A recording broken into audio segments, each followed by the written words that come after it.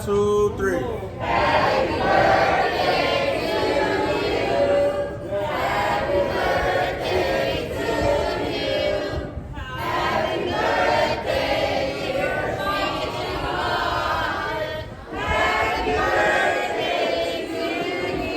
Thank you. Let's go racing. Daytona.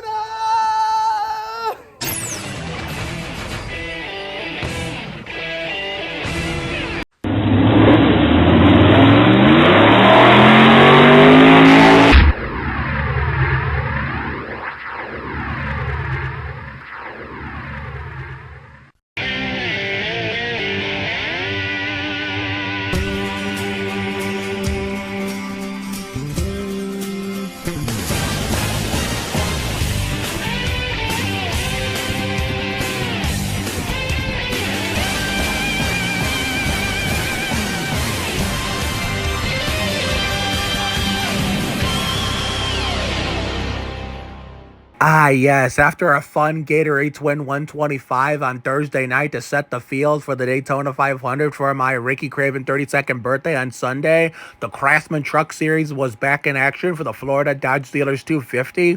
As per tradition, a stacked field like Kenny Wallace with up-and-comer Cletus McFarland and social media superstar in the sport of NASCAR, let alone motorsports in general. The return of my grandfather's all-time favorite driver, Tony Stewart. I mean, this is the most excited I've ever been for a truck race in a long time because of that, and the fact that it's my second to last day being Robbie Gordon, 31 years of age.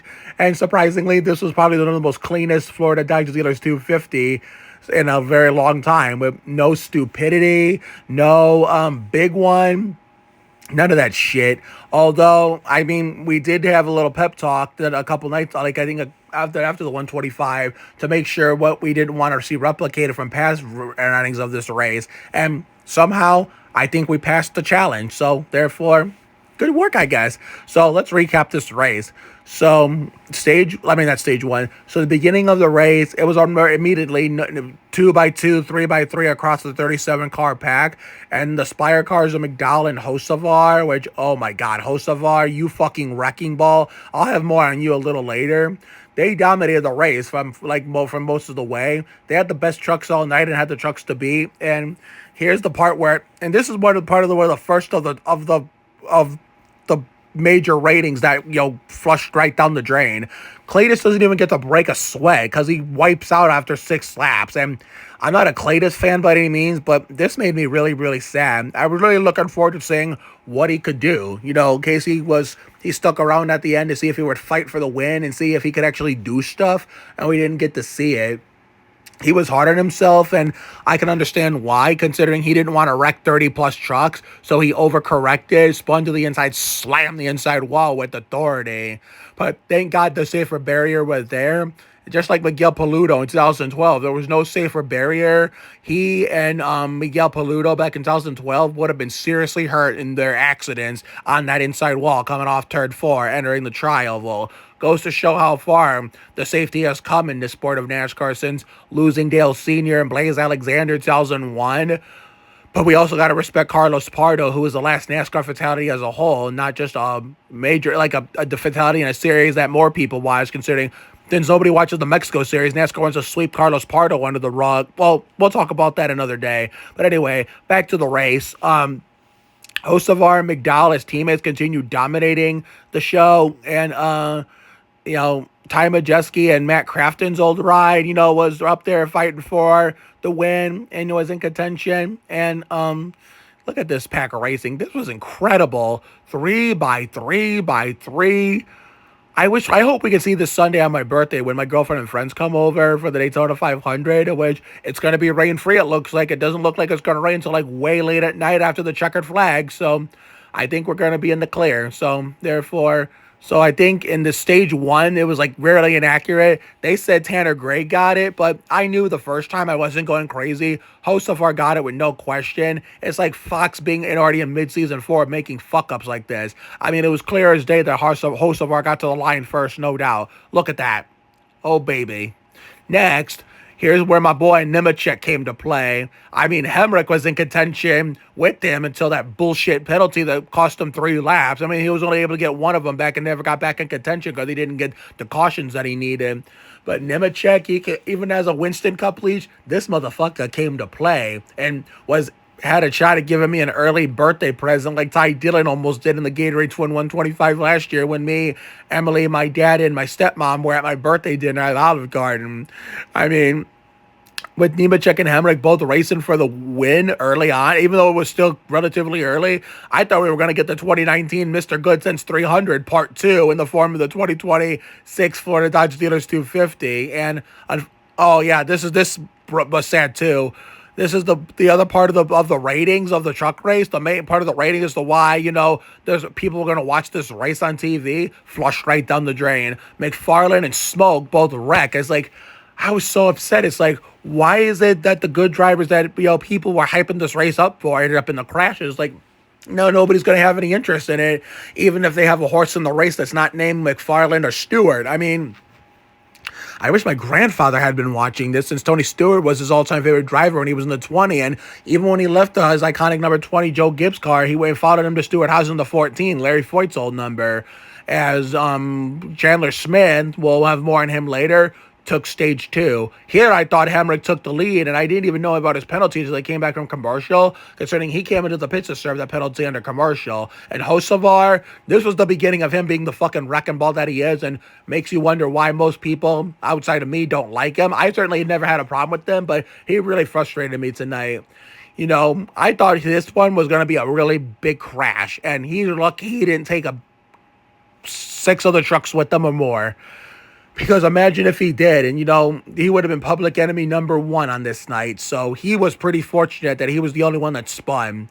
See, and I thought, he did, well, earlier he did lose power, but then it came back on. But here he just kept blowing tires. I mean, there was so many blowing tires though in the later portion of this race. Like, I don't know what the fuck was going on. We had Hocevar blow 2 tires. I mean, we'll have more in a little bit on who else blew tires. And, okay, here we go. First Grant Infinger. And I thought the yellow was going to come out here, but somehow he safely made it back to pit road because, unlike Hocevar, he has common sense not to keep causing too many spins and cautions over and over again. So he made it back to pit road, no problem. And the carcass went slide out of harm's way on the Daytona backstretch, aka the super stretch.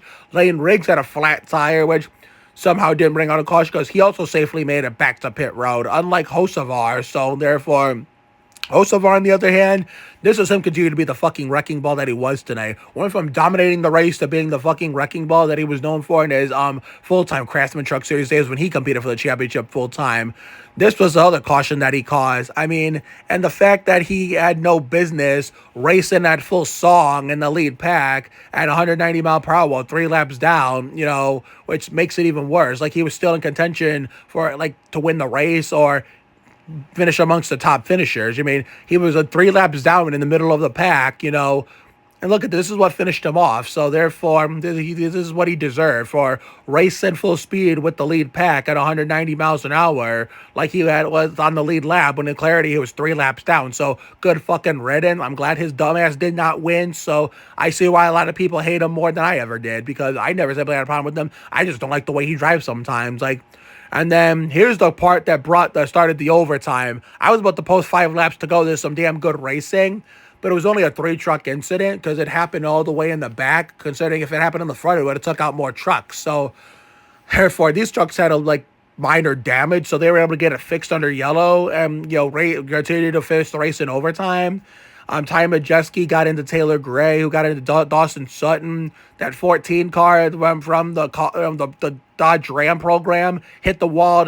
He had to bounce off the wall to avoid getting in that wreck. He got still in the wreck in his own way, but at least he wasn't in this pile. I can't tell who that third fucking truck is. I don't even fucking remember who that was.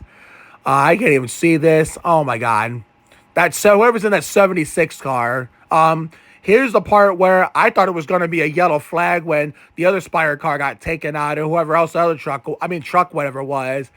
And Guess what? I was glad to be wrong because NASCAR decided to let them race and probably learned their lesson from all the controversies in last year's speed weeks with all those yellow flag finishes. And here, this is where I was getting ready to celebrate and blow the roof off this house and see him having back the whole world on TikTok see me lose my fucking mind.